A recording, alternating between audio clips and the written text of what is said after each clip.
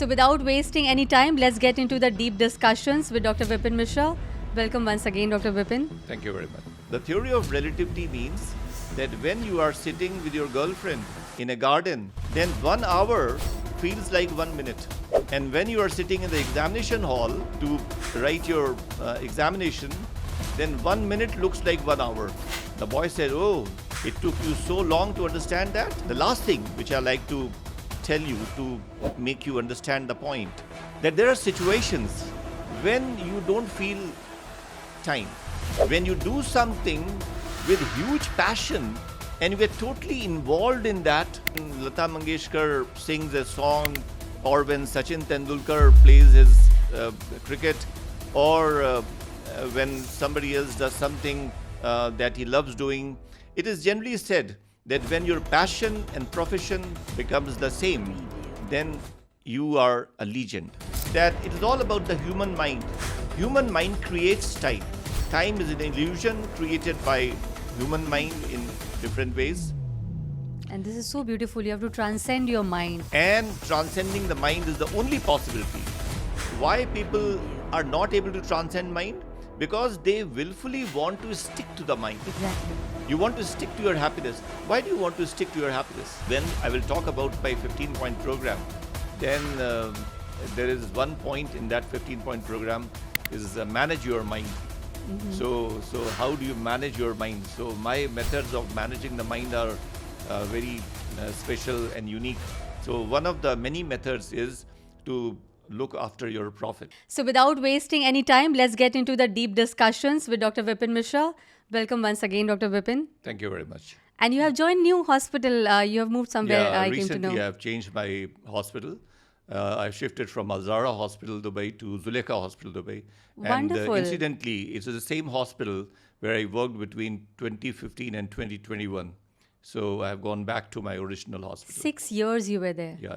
Wow. Mm-hmm. How do you feel going back to the same place? That's a great feeling because everybody knows me. Right. So the doctors and the nurses and the pharmacists and the technicians, a lot of my old patients also. So it's a nice feeling. Beautiful. And Zulekha Hospital, Dubai has been like quite old and well-established organization. Very old hospital and one of the biggest hospitals in this country. That's amazing. Congratulations. Thank you. For your move. So Dr. Vipin, in our last podcast, you mentioned that time is an illusion. But then people consider time is the only real thing that exists in this world. How can time be an illusion in that case? What exactly does this mean? So basically, it's a big question. It's a very profound question. But we'll deal with this it will take a long time to answer this question. This is very important because if people don't understand this, then lots of problems get created just because of this illusion. They consider that illusion as a reality. Now, first of all, there is a perceiver of things and there is a perceived phenomena. So there are two entities. Like I'm a perceiver. I can see this mic. This mic is the perceived phenomena. I can rub my fingers on the table. My fingers can feel the table. I'm the perceiver. This is the perceived phenomena. Mm-hmm. So in this process of perception, there are two entities. The perceiver has to be a conscious entity. Okay. The table will not perceive anything. I'm rubbing my fingers on the table, but the table cannot perceive anything because table is not conscious. But human beings are conscious entities, so they perceive. And all the animals and all the birds, they all perceive the reality around them. So perception is by a conscious perceiver, number one. Number two, human beings decided very early on that the earth is revolving on its axis and we will start counting the revolutions. Right. No other species counts the revolutions. I mean, it is totally unimportant. But human beings decided very early on that we will count how many revolutions it has taken. And then they invented time. And then they also saw that the earth also rotates around the sun. And it takes about 365 years and 6 hours for that revolution, that bigger revolution in that orbit. So after 4 years, they add one more day in the month of February. Right. So they started considering time for no obvious reason. Then everything got attached to time. Right. And time became a very important reality of human lives. It became like a Swift code.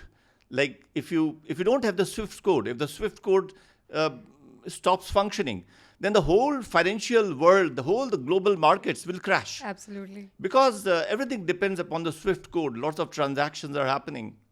So we first of all decided that we will count the revolutions of the Earth on its axis and also around the sun. And then everything got attached to that. Now I have to reach hospital at a certain time. I have to reach this podcast studio at a certain time. So time became very important. Right. And we started feeling that, yes, time is a reality and time is very important. Then coming to the problem of human perception. Human perception is achieved through senses. My eyes see and my ears hear and my tongue can taste, my skin can feel the touch. So I have got 5 sense Senses. organs which give Right. me all the inputs. So the inputs that I get in this process of perception, my perception will be as good or as bad as my sense organs are. Right. So if I see you, you're sitting in front of me, and I see you as an extremely beautiful woman. Oh, thank you. That is my perception. But you replace me by a blind person. Now a blind person is sitting here, he will not have the same perception. So human perception is to a great extent corrupted by the mind. Because perception is not pure perception. It's a perception which is influenced or corrupted by the mind. In the same situation, one person can see an opportunity, the other person can see a great problem. So, a officer sitting in some big government office, somebody comes to him, can see an opportunity to serve somebody or can see an opportunity to exploit somebody. The same eyes can see things differently because our Absolutely. perception is corrupted by the mind. True.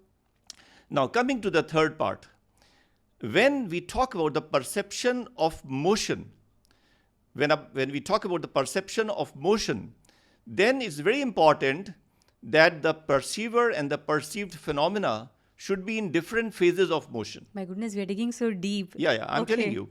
I'm explaining you with example. The earth is revolving at a very high speed. In 24 hours, it completes one circle.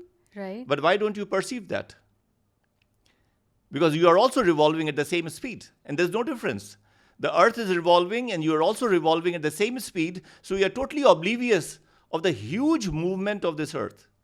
Your perception is totally blinded because the perceiver and the perceived phenomena are in the same phase of motion. Right. Now, second example. You are sitting in a train on a window seat, and then you see outside, and this happens with children all the time. This happened with me when I was a child. And then we see all the trees and electric poles and the buildings running in the opposite direction. Yeah. And we assume that, yes, whatever we are seeing is true. We feel that all the trees and all the objects are running in the opposite direction. They are moving. Because we are ourselves oblivious Yeah. of our own motion. Actually, we are running at a very high speed. The train is running at a speed of 150 kilometers. But we are oblivious of that. So we feel that the external static entities are moving. Because we are in different phases of motion. Now, in the third example, there is a train going parallel to your train. So you are sitting on the window seat of this train, and there's somebody else sitting on the window seat of that train, and you are watching that person, and you will not feel that that person is moving at a speed of 150 kilometers. Yeah, true. Because you are also moving at the same speed. Reminds me of Hindi movies. Yeah, Hindi movies, yes. So, ultimately, what happens, that time is a static entity. Time is not going anywhere. Time is there for the last millions of years. But human entities, the way they are inherently, intrinsically constantly mutating entities. So every moment I'm changing. I'm not the same person today that I was in the last podcast. And if you ask me what has changed, I will say everything has changed. My body has changed, and my mind has changed, my attitude has changed, my behavior has changed. Everything has changed. Nothing remains the same. But because this change is subtle and this change is very small and delicate, you notice it after 10 years. So you analyze yourself at blocks of 10 years, how you were at the age of 5 years, how you were at the age of then 15 years, then 25 years, then 35 years. So then you see, yes, at every moment you were changing. So what is happening in this case is that time is stagnant. It is there for millions of years, and it will remain for millions of years. When we talk about this existence, then counting of years is totally meaningless because it is eternal. True. And we are passing. The time is not passing. We are passing. We yes. are passing. So there is a gap. There is a gap in the, so we are in different phases of motion. Just like in the train, I am moving, but I feel that the trees are moving. So similarly, in life, I am moving. I emerged at a certain point of time. Then constantly I'm changing with every moving moment. And after some time, I totally change. And I'm totally oblivious of my own change. And I feel that time is passing. Time is passing. So several things have happened. Firstly, humans decided that they will count the revolutions, which no other species does. Then this became so intricately involved in our day-to-day life that now we cannot do anything without the consideration of time. So we had to reach there at 7 p.m. So 7 p.m. is important. Everything has got a time linked to that. True. It's become so important. And then we are totally oblivious of our own movement. And so we feel that time is moving. No, time is eternal. Time is stagnant. Time is not going anywhere. We are going. Now, the last thing which I like to tell you to make you understand the point, that there are situations when you don't feel time, then you start feeling timelessness. When you do something with huge passion and you get totally involved in that, something like when Lata Mangeshkar sings a song, True. or when Sachin Tendulkar plays his cricket, or when somebody else does something that he loves doing, it is generally said that when your passion and profession becomes the same, then you are a legend. You have to be a legend. So you have yourself noticed that there are phases of life when time doesn't affect you. You are totally oblivious whether 15 minutes have gone or 1 hour has gone. You don't even realize that. You don't realize anything. Yeah, true. So yoga brings you into that psychic state when you start realizing that time is an illusion and you live in a timeless zone. And the last thing I would like to tell you, this is interesting. So one university student asked Einstein, can you tell me in simple language, in 1 or 2 sentences, what is your theory of relativity? Einstein said, yes, I can tell you. The theory of relativity means that when you are sitting with your girlfriend in a garden, then 1 hour feels like 1 minute. And when you are sitting in the examination hall to write your examination, then 1 minute looks like 1 hour. The boy said, oh, it took you so long to understand that? I knew it from the first day when I entered Very the true. university, that when I'm with my girlfriend, that 1 hour looks like 1 minute. True. So I mean, you must ultimately understand that it is all about the human mind. Human mind creates time. Time is a byproduct of the human mind. So when I say that humans must learn to transcend the mind, you see, you have to get the idea at intellectual level. This each and every word is so much valuable. 100%. It's amazing. I'm just so much embedded into the whole conversation. It's so nice. I'm telling you, what I'm trying to do is, in these discussions, I call it thought therapy. Thought therapy means that I'm talking to you something and so that you understand intellectually. Actually, intellectual understanding doesn't mean much. There's not a realization. You have read it in the books, or you have heard it from me, or you have heard it from some other saint, or you have heard it from some other source. So you are convinced. So these discussions are meant to create an intellectual conviction that yes, there is a psychic state in which we can reach and which will solve all problems. And one more thing I will tell you about Jesus Christ. There's a golden statement of Jesus Christ. And I have spoken this sentence so many times, maybe several thousands of times, because it's so revealing and so interesting. Somebody asked Jesus Christ, who will be the ones who will enter your land of heaven, kingdom of heaven? There were some small children. Jesus Christ picked up a 2-year-old child and he said that those will enter the kingdom of heaven who become childlike. Oh, okay. Simple and innocent and pure, the way you were born. You were not born as a calculating Very true. human being, that everything you calculate in terms of profit and loss. Life can be lived intuitively because you are programmed to do something. And if you do that for which you are programmed, you do it effortlessly. And not only effortlessly, you do it with a certain joy, with a certain blessing. You feel blessed when you do that. True. So what I want to tell you is that time is an illusion created by human mind in different ways. And this is so beautiful. You have to transcend your mind. And transcending the mind is the only possibility. You see, why people are not able to transcend mind? Because they willfully want to stick to the mind. Exactly. You want to stick to your happiness. Why do you want to stick to your happiness? And how is it happiness? What happens? What happiness? I mean, happiness. Yeah, happiness because of objects, because of various objects. You get something and you feel happy, and you are robbed of that and you feel sad. So let it happen. I mean, happiness and sadness doesn't touch you. You see, and one more thing, that in the human entity, it's a mixture of eternal and morbid or mortal. So the body is mortal.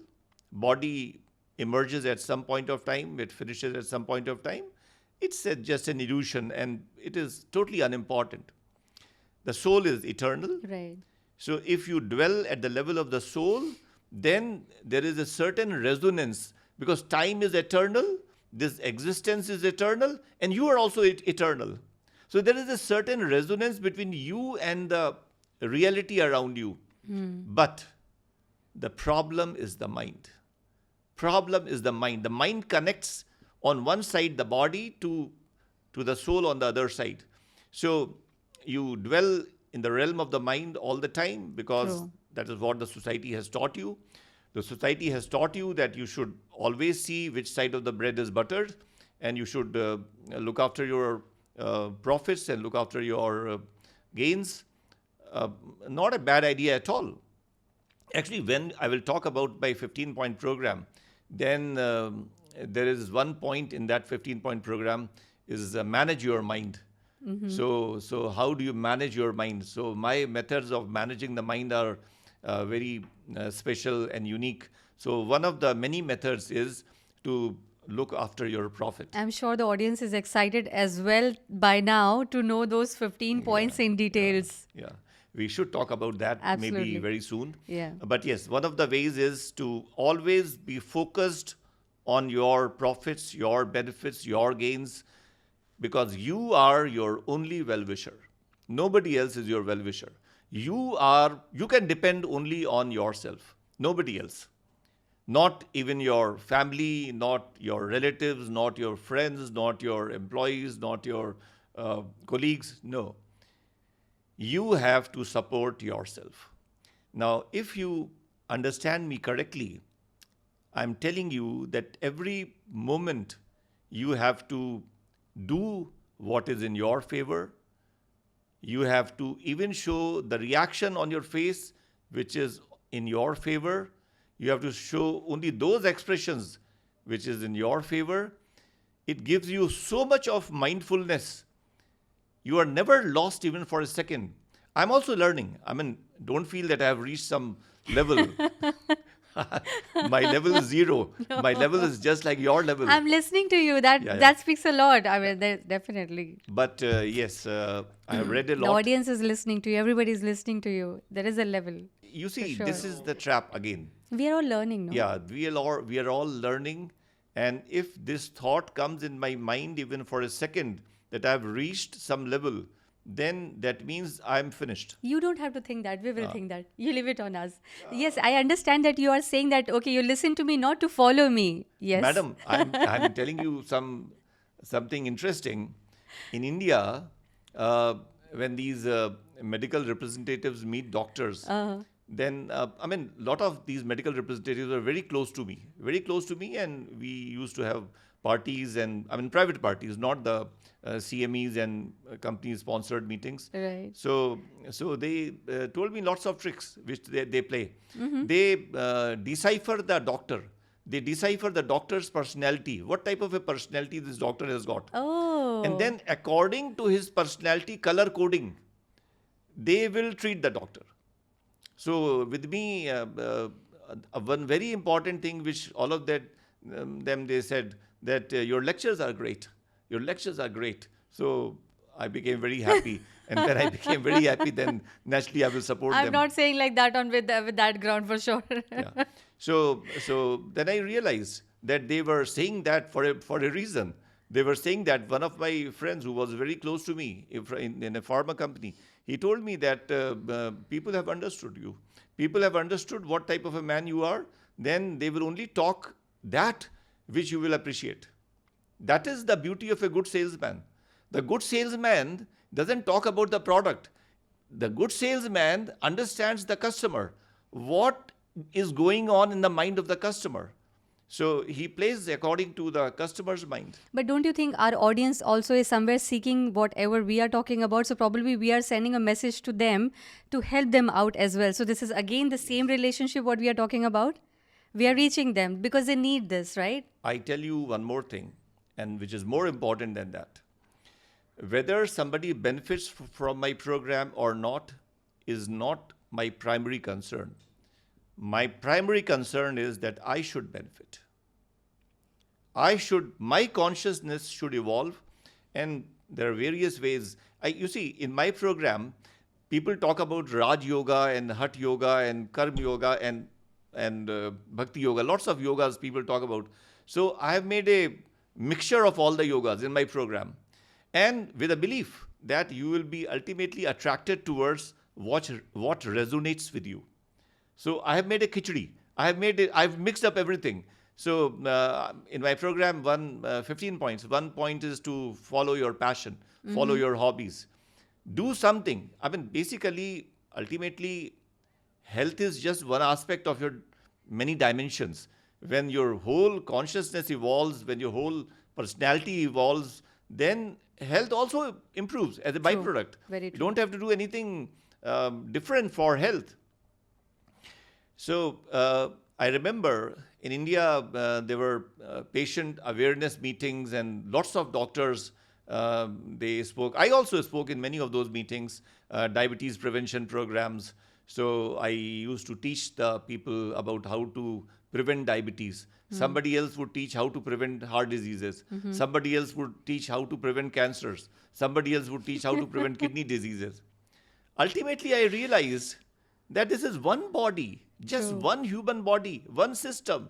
If it evolves, everything will evolve, everything will improve. Amazing. Very true. So I told you in one of my previous sessions that somebody asked me how to prevent diabetes. That means he is asking how to get a cancer. Very true. Yes, I remember. Because there are 15 outlets, 15 exits. So I have to choose one of those exits.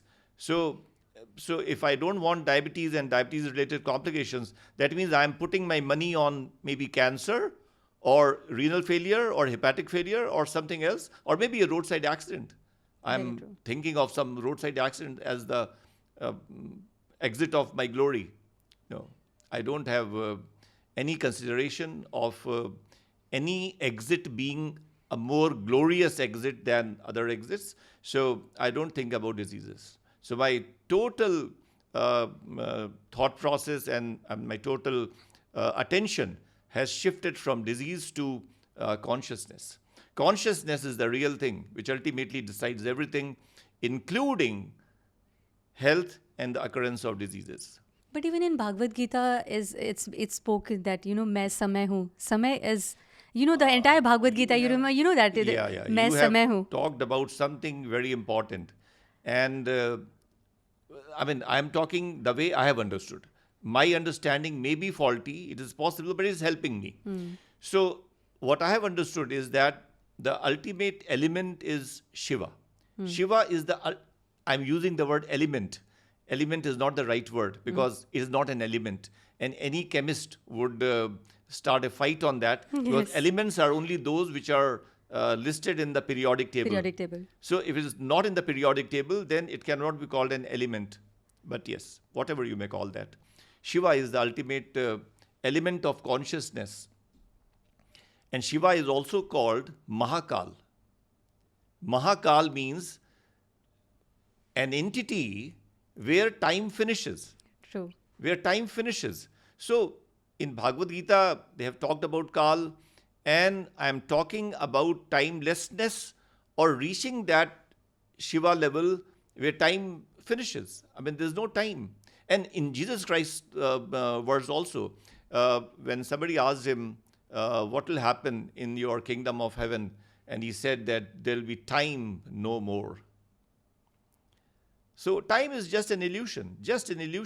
But you will not agree with me right now.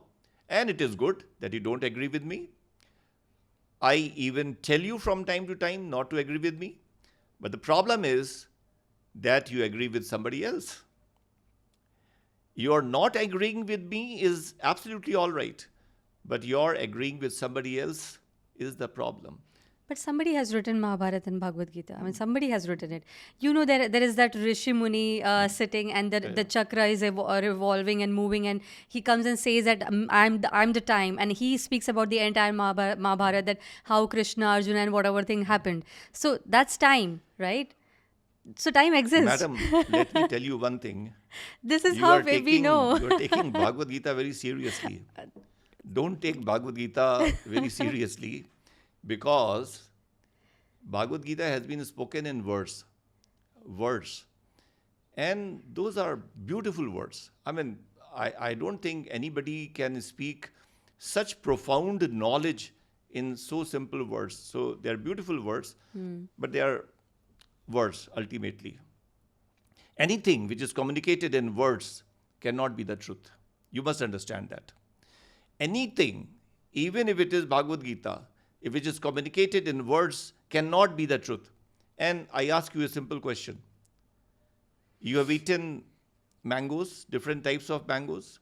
So in UP, the UP mangoes are famous all over the world. The best mangoes in the world are from UP. There is a Dashehri mango, and there is a Langda mango, and there is a Chausa. There are three famed mangoes of UP. So the tastes are totally different. You have eaten a Dashehri mango, and you've eaten the Chausa and the Langda, and you know the difference. So for our audience, UP is Uttar Pradesh, a state in India. That's right, from where I come. Yes. And you have eaten all the three mangoes, and even if your eyes are closed and you eat the mango, and you can tell which mango is that, because the taste is so distinctive. Now, I have not eaten any mango at any time of my life, and I have not eaten any other fruit. And I ask you, please tell me, what the difference in the taste of a Dashehri and Langda and Chausa? How will you tell me? It is impossible. It is impossible. You know the truth. You know the truth. But whenever you want to express that truth in words, it becomes a falsity. It becomes a lie. So that's why, millions and maybe billions of people have read Bhagavad Gita. But you see the condition of the world. Probably they have not understood the Bhagavad Gita in the same spirit in which it was told. But in many religions, we talk about word. We call it Shabad. Shabad, which we chant. Yeah. There's a chanting Actually, thing there in is a which we problem. evolve. Yeah. There's a problem of those who have realized that Shiva element or who have gone close to that Shiva element. They want to express their experience and, and share it with others, but they have to essentially use words because How you'll they communicate? will not understand They anything cannot else. share I mean, there's a very feelings. famous story about Kabir. Kabir lived in Varanasi, and Kabir was such a He's a highly evolved saint. soul. And there was another enlightened soul called Farid. So once it so happened that Farid was visiting Varanasi, and he was a Sufi saint, but he was evolved to the same level as Kabir. Baba Farid. Yeah. Yeah. So the disciples of Kabir said, Farid is coming in Varanasi. Why not you have a meeting with Farid? So Kabir said, yes, why not? It's such a great pleasure. If he's coming here, he's such a evolved soul. I would definitely like to meet him. And Farid's disciples also told him that here in this city Kabir lives. Why don't you have a meeting with Kabir? And the disciples of both the saints were looking in great anticipation. Something great is going to happen. The discussion that will happen between two evolved souls. Then Farid came to Kabir's house and he sat with Kabir, and they sat for 2 hours and they looked at each other. They kept on smiling. They did not speak a single word. And then he greeted Kabir and left. Kabir also greeted him. Not a single word was spoken. When people understand the silence, then words are meaningless. The truth can be expressed only in silence. You see, whatever words, I mean, my words are like the words of a child. I mean, I cannot compare myself to any great soul. But those great souls like Kabir and Farid and ultimately Lord Krishna, they also had to communicate with the masses only through language. Right. And language cannot do justice with the truth. You see, the truth which can be contained in a language cannot be the ultimate truth. It is just like putting the sky in a matchbox. It is impossible. Very So, so yes, words are important. Words are important to guide you, to motivate you, so that you start thinking about reaching that exalted psychic state. But ultimately, you have to leave the words also. You have to leave the words. Very interesting, one thing, because this trait which now has come onto YouTube also through my podcast, your podcast, but it was there maybe 20 years earlier, and even in India, I used to talk with my patients about diseaselessness and deathlessness, and many of my patients were happy with this, and many were not happy with this. So a lady came, and I said that you should follow a guru. Following a guru is also part of my program. If you are not following a guru, then you are simply wasting your life. So she said that, yes, I'm following the guru. And she named her guru. So I said, did you evolve by following that guru? She said, yes, I have evolved much and I have changed much. Now the whole world and the whole family and everything has started appearing unimportant. Nothing is important for me. So I asked him, so have you abandoned your guru? So she said, abandon? Why should I abandon my guru? It is because of the guru that I have reached to that level. So I said, then what did your guru tell you? That you should abandon the whole world, but you should not abandon me? Did he tell you that he is out of the world? So she said, no, he did not tell me that he is out of the world, but how can I abandon my guru? Because of him, I have reached so much. I said, no, a point must come when you should abandon your guru. Because otherwise the guru becomes your object of Attachment. attachment. Yes. There's a story which Lord Buddha told many times to his disciples, is about the story of four young men who had to go for to some other kingdom for work, and they had to cross the river. But they did not know how to cross the river. It was a deep river. So somebody said, you must use a boat because that's the only way you can cross the river. So they built a boat and then they crossed the river. And when they reached on the other side, they carried the boat with them. And wherever they went, they carried the boat on their heads. And everybody asked, why are you carrying the boat on your heads? They said, because this has helped me. So this has helped me means how can I abandon it now? Wow. But the boat has served the purpose. The boat has served the purpose. If you have reached your destination, now the boat needs to be abandoned. It's just like you are going to the rooftop and you are using a ladder and you are stuck to the ladder. Now you are saying that I will not leave the ladder. If you will not leave the ladder, then you will never reach the rooftop. If rooftop is your destination, then yes, at some point of time, you have to abandon the ladder. But sometimes people call it betrayal. They kind of stick to it because of all that panch vikar, the 5 vikar that we have. You stick to those things that no, because of this we came, so we are attached. That moh, maya, Yeah. It's a So deep. whatever you are talking from the books. What is written in the books and what is told by saints, what is told by enlightened people. No. There is a story from the life of who has written that autobiography of a yogi, Yoganand, Paramhans Yoganand. Acha. So he has written that very famous book. This is, bestseller all over the world. The autobiography of a yogi. And I'm forgetting the name of his guru, some Mr. Giri, some Mr. Yoganand Giri, so he was his guru. So some saint came to meet his guru, and they started talking. And the saint who was visiting him, and he was talking about what is given in Upanishads and what is given in Bhagavad Gita and what is given in Vedas and this and that. So Swami Yukteswar Giri, Yukteswar Giri was his name. He asked him, I don't want to listen from you all that is given in scriptures. You tell me about your own experience. What is your own experience? That is important. Lots of things are written in books. Lots of things people are talking about. But how is it important? How is it important to you what Lord Krishna said? You talk to me about what you are feeling, what you are thinking. You are talking about your own disease. You want to treat yourself or you want to treat Lord Krishna. See, this is a war people go within themselves, no? They are fighting with the fixed thoughts, with the fixed concepts, and what exactly is happening in the life, I am providing the solution.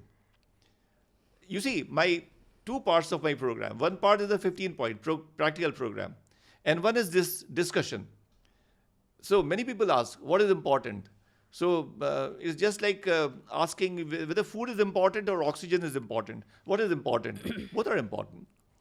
So whenever you do something, then you have to understand what should be done. The what part. Because the what part is very important. Because you want to do something, you have to know the methodology. You have to know what you have to do. So my program is the what part. The other part is the why part. Why part? Why should you do it? This is this discussion. So we are talking a lot here to discuss the why part. Why part, because if you go beyond the mind, if you transcend the mind, then mind stops creating diseases. All diseases are created in the mind. Mind gets focused. Yeah, something very interesting. I read in one of the Osho's books. So Osho is such a fantastic teacher. And I have read lots of his books and heard lots of his audios and videos. So, and then it registered in my mind. I totally understood what he's trying to convey. The usual narrative is that there are diseases which ultimately cause death. A person can die either of a heart failure or a renal failure or a liver failure or a septicemia, multi-organ failure, lots of things. So there are diseases which lead to death. And Osho says this is 100% wrong. It is the other way. There is a death which causes diseases. Now, you have to understand how it works. We all know about death because we have seen so many people dying. We have seen people in our own family dying, parents and grandparents and uncles and aunties and other relatives, a lot of people dying. And doctors actually, I don't know whether you have attended those patients, dying patients in your training as a doctor, but I remember when I was doing my training, then we used to do duties, and almost on every call day, every emergency duty, there were one or two deaths. Dr. Vipin, I was working as an intensivist. Ah, I have slept beside dead bodies. yeah, so you know everything. Whole night. Yeah. So Oh. you know everything, and we have seen deaths from so close a Close. distance. So we know everything about death. So what a common man knows about death is that death is synonymous with extreme suffering, because they have seen people suffering for years and even for decades with heart diseases and cancers and other different types of complications, and ultimately going to a point of unbearable misery and pain and agony, and finally dying. So the concept of death is synonymous with extreme suffering. So we feel, a common man feels, that death means extreme suffering. Because he has seen death in other people, he has not seen his own death. I mean, there's no possibility of anybody seeing his own death. Right. So what that person may be feeling who actually died, nobody knows. Very Because that person will never come back to tell what he felt like when he actually died. But people have their own assumptions, and they start crying. They start crying. Everybody starts crying. And if you go to somebody's on somebody's death and you don't cry, then it is taken as bad manners. If you don't cry on somebody's death, then people will feel that you are Heartless. not a normal person. You are an True. indecent person. So, death is associated with extreme suffering and extreme grief. That is why there is a repulsion to death. A normal person doesn't want death. Death is something which should be kept away. And they want to get freedom from diseases, basically to get freedom from death. True. So, that is what is the idea of death in a common man's mind. And when he ages, now I'm 67, I will complete 68, and now I know the internal changes that have happened. I don't have the same energy, same stamina, same strength the way I had 20 years back. So it is so easily discernible. I can see my old age coming and my death coming. So people start feeling that all that I was dreaded of, that I wanted to prevent myself from, is coming. And this fear makes diseases possible. That fear in the mind, that fear of death in the mind. So in one of our previous meetings, I told you that death is not a problem at all. It is often a solution. But the fear of death is the problem. The fear of death makes the surface sticky, and some disease will stick to it.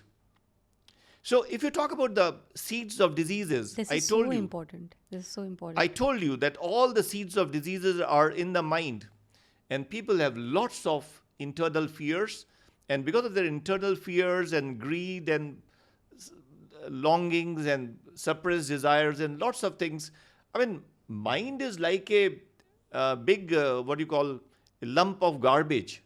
It's a lump of garbage. So because of that, every human being develops a tubular vision. Then he would see the reality according to his own tube. So if you are seeing the sky through a circular tube, then the sky is circular. If you are seeing the sky through a triangular tube, the sky is triangular. So that is why the same external situation looks like different to different people. So all the diseases are created in the mind, and a mind which is afraid of death will definitely create a disease. Definitely it will cause, because that anguish inside because that joyfulness and that positivity which was in the mind is going It's away. gone. And True. actually, there are other things also which rob your positivity of mind and joy and inner bliss and relaxation. That is, Death is the ultimate reality, right? If you see these all. no, I cannot agree with you, madam. Excuse me for that, because what I have understood in my own experience and in my own life is that there is no death. Of soul, yes, the body dies. So, what you are, if you are, why do you feel that you are a body? No, this basically the construct of life like this is the problem. You feel that you are a body who also has a soul. No, I am telling you that you are the soul who is covered in a body. I am a human being covered in this jacket. So, should I consider myself the jacket or the human being? Wow. So, similarly, this body is like a jacket for the soul. So, I am the soul covered in this jacket called the human body. So, you see, if you start thinking like that, then maybe in a matter of 6 months or 1 year, your system will start functioning differently. Many of the diseases can be prevented, or so I have in my website. Oh, I also wanted to tell the people that I have now developed a website with your help. Wonderful. Thank With your you. help, you have developed my website. Thank It is drvipinmishra.org. So I have discussed lots of things in my website, and anybody who interacts with my website probably will not need these podcasts. He will understand everything from the website. For our lovely audience, we have the link of the website in description of this podcast. Go through it, please. Yeah.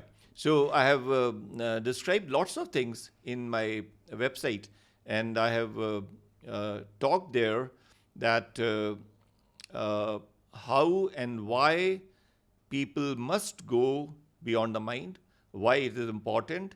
And when you do that, then nature looks after you, the way nature looks after all the creatures. I mean, if a tortoise lives for 350 years, then what does it do for it?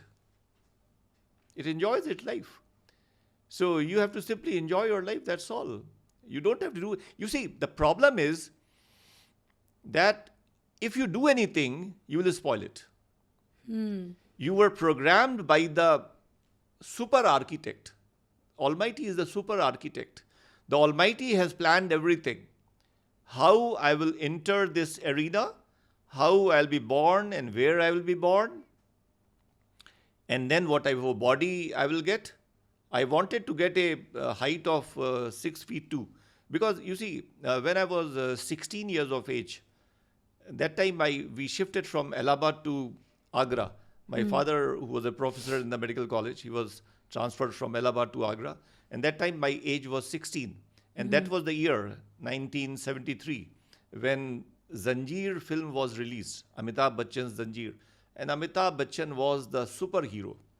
And from that age of 16, I am so much impressed by Amitabh Bachchan that I cannot think about anybody else. So 6 feet 2 inches. That is what I wanted. And I did all the tricks. I climbed on and hung myself on the trees and everything, and Bornvita and Complan and lots of things I tried, but I was stuck at 5'8" ultimately. Okay. So the Almighty has decided everything. What height I will get, what skin color I will get, what internal organ health I will get, what diseases I will get, what will be my exit and my entry, and everything is perfectly planned. So why should I? But you tried, right? You tried. You hung yourself. Yeah. In some wish. Yeah, yeah. So people should try. People should try, because if people will not try, then who will try? If you don't try to improve yourself, then who will try? So that 15-point program is like a blueprint. You follow those 15 points, you cannot remain the same person. It is impossible. Do you think we are breaking the suspense by giving people our website, the 15 points program, right away? No. It is all open. You see, We have to one talk of my about friends it. told me that if you write on Chat GPT, what is Dr. Vipin Mishra's 15-point program, the Chat GPT will tell you. It comes, yes, it's Yeah. on website so now. it is all already open. There's no suspense. And there's no reason to keep it as suspense. It's very simple. Simple steps. So anybody can ask, why are you talking about those 15 points? That is the effort part. And you're talking effortless. But it is so important. Before what, we have to go for why. We are talking about why. and what is also important. True. So what I'm telling you is that I am talking about those 15 steps because of compassion. Because of compassion. I don't follow any of those 15 steps. I personally don't follow because I see no difference between life and death. I mean, this demarcation between life and death is so useless and so foolish. So, because when you will reach that level, you will also ignore all the 15 points. I mean, you see, as long as you are guided by something, then that means you have not opened your eyes. You have not opened your eyes, because when you open your eyes, then you take all your own decisions. You don't fall on anything. You don't depend on anybody. But I'm talking to you about how to reach Las Vegas. Okay. And Las Vegas is a fantastic land and fantastic city and so much of fun and so much of enjoyment. And I start talking to you from the airport of Las Vegas.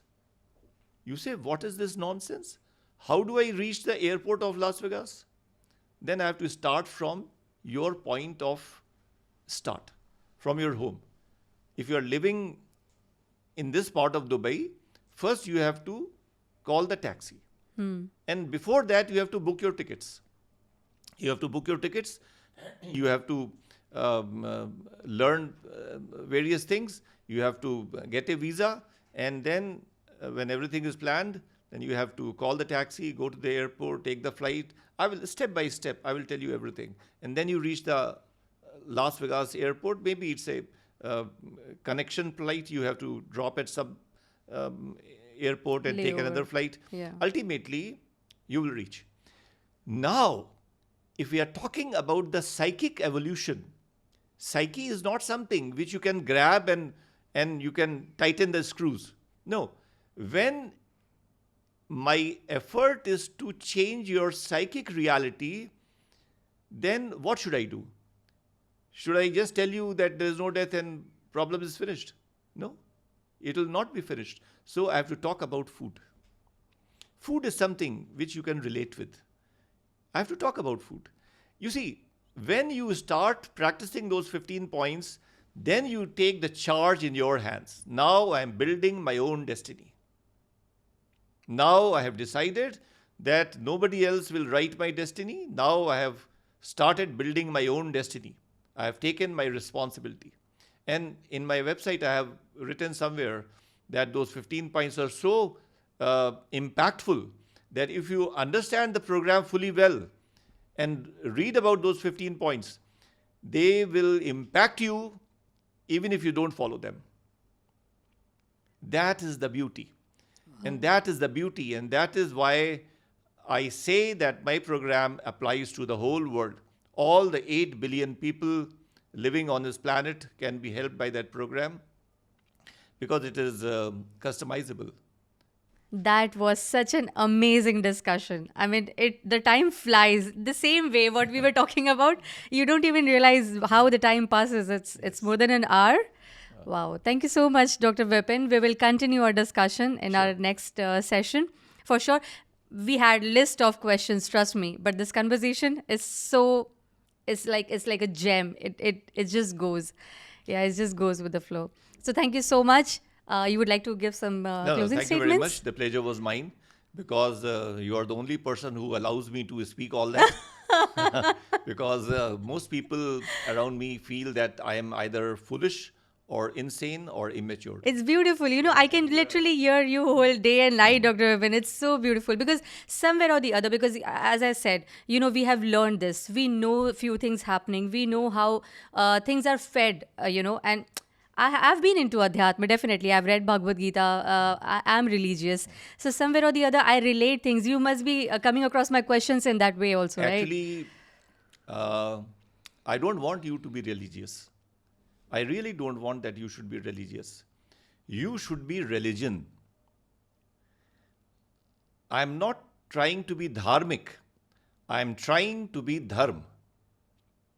So we will discuss about that maybe sometime later. Yes, next episode. Yeah. Thank you so much. so Thank you very much. much and good night. Thank you so much. Thank you, lovely audience. Thank you. See you next time. Effortless Health by Dr. Vipin Mishra.